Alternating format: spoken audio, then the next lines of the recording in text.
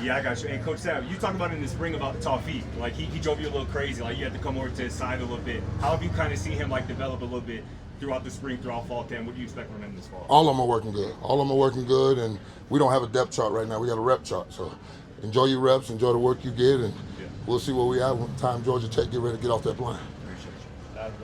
Coach, how has your coaching style developed and evolved over the last year? Oh, it's still brash and in your face and blunt.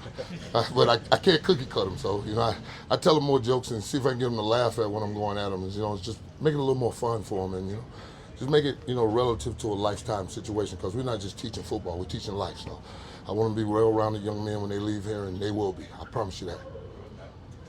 Coach, what's it like having a fellow Hall of Famer and Marshall Faulk with you, and how hard was it to tackle back in the day? You know what? Me and him been running since we were playing against each other, but we started running during game day morning at 5 in the morning, going at each other. So that's my man. That's my man. Doesn't get any smarter, doesn't get any tougher, and he's like me.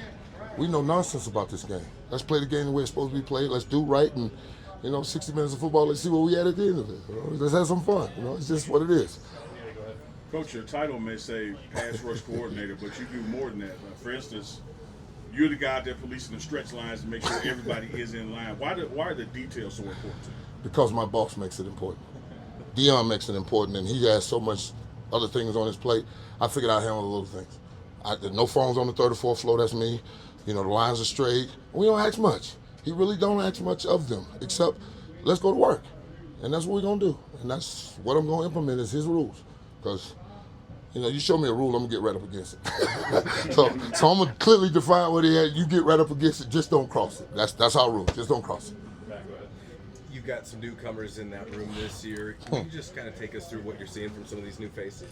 You know what? I really didn't know what I had in the room until Prime said, who's a senior? And they all raised their hand. I said, my God, I got to start recruiting. So, and when it's a senior-led group, I'm going to put it on y'all. I'm not going to demand a lot of myself yelling and screaming at y'all. Y'all going to police yourself. You're going to make sure they're on time. You're going to make sure they're in the meeting, the treatment, and all the stuff you have to do. When you're a pack of wild dogs, the pack take care of itself. The lone wolf dies. And that's what I try to teach them every day. We are a pack. We are together. We live together. We drink together. We sleep together. We eat together. We win and lose together. That's the way we're going to be. And police yourself, please, because once it gets to me, it's going to get a little wild. Oh, yeah, I was just going to say, when you look on Well-Off, Anchorman Barnes looks like a different person. Have you noticed that in him, and how's he looking for? I told his fat butt when I get back here, if he's over 315, he won't play for me. He's 305. We ready to roll. We ready to roll. He got the message. I told him, you can't play for me at that weight. It's get more days of sunshine here in Florida. Yeah, and it's on you a lot more intense. So let's go. If you can be in great shape in 54:30, nobody from ground level coming to us. No, we up there. We up there, nice and high. We go ride high. Let's go. I want to ask about the two incoming freshmen in the room. I know London Merritt had a nice play last week. Just what are you seeing from them? You know what? All my freshmen, I put personal touch on him, McPherson, and Hudson, and I'm expecting big things from them. Just not now. We're just gonna make sure the foundation is set so we can build a nice match. And they're good players. They're good players, and you'll see them. You'll see them. We're gonna mix them up. We're gonna blow that scoreboard up and put some people in this game. I promise you. Coach Prime is really taking pride in the staff that he's built here, and he's challenged you guys when you're with your units to look for yourself in your room. Have you seen a glimpse of Sapp? No, I'm not even looking for that guy. That guy doesn't exist anymore. The good Lord broke the mold when he made him. So I buried the QB killer in '08, and no, he's not. That's why I told you I can't cookie cut him. I got to allow them to be who they are and see if I can mold just a little bit. That's all I'm here to do, just mold a little bit because they're good players, they're good people. We just want them to excel in what we're asking them to do. Coach, you mentioned when you first started here that when you first were being around the program and you were getting treatment and the guys were asking you, picking your brain a little bit, that's when you first got the itch about coaching. Now going into year 2 here, how much is your appreciation for all that goes into this grown throughout your time here? I never thought I'd want this job ever in my life. I'm addicted. I can't wait to ride over Table Mason and see that panoramic view and the school at the bottom. I'm rolling to this place, man. I got my top pop on Florida in this in the middle of summer. There ain't no better time for me right now. I got my babies all around me. They ready to work. We ready to get to a season, and I know whole Colorado ready for us, so we're going to get right.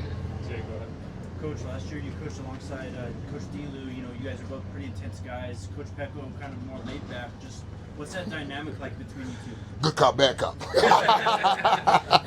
Good cop, bad cop. I mean, and I poke him all the time. I'm like, come on, man.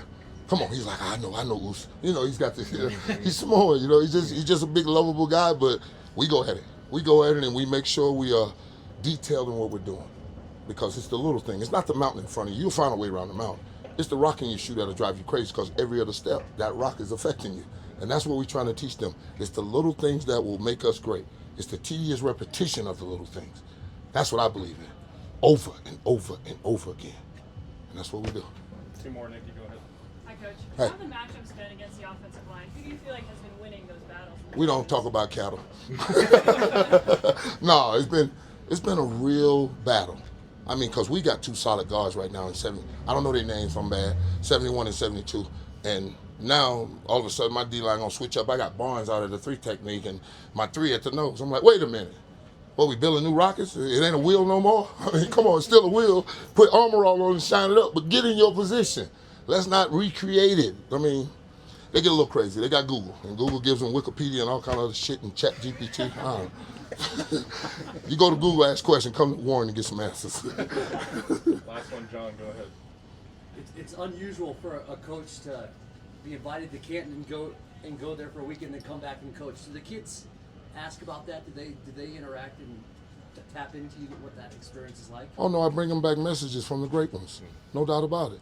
I film personal messages from John Randall, Lawrence Taylor, Ricky Jackson, and the Super Bowl MVP from Chicago Bears, Dent.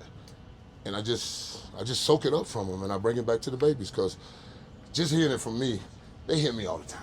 You know what I'm saying? They hear me all the time. But when John Randall's on there wilding and I can see their eyes pop open, I got a whole new message. And I invite some of my Hall of Fame friends out here too. So trust me, we gonna get them right. I promise you we're gonna get them right. You can't be this source of information and not give it to them. I'm gonna give them everything I got.